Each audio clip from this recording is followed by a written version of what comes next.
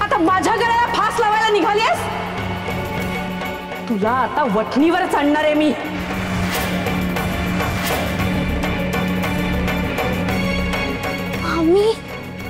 मी काय केलंय? हे तुझ्या अशा चेहऱ्यानी आणि ऐच्या बोलण्यानी मी विरघळणारी नाहीये. उलट डोक्यात जातेस तू माझ्या. सरळ विचार, सरळ बोल. उगाच भोळी भाबडी असल्याचा आव आणू नकोस. नाहीयेस तू भोळी भाबडी, अत्यंत धूर्त आणि लबाड आहेस तू.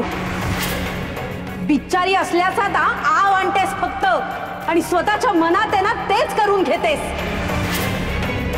पक्की पक्की आतल्या गाठीची आहेस तू.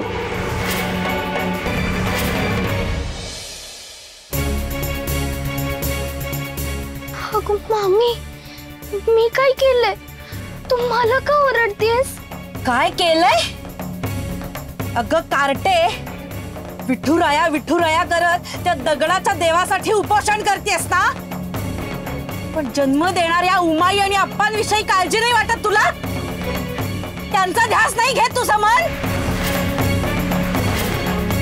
मामी, अगं असं काय करतेस तू मामी? आपणचं पत्र नाही का दाखवलं तुला? आपणची खुशाली कळाली ना?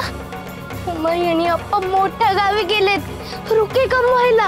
अगं मूर्ख मुली, खोटं ते असत्य. भ्रमात आहेस तू, भ्रमात.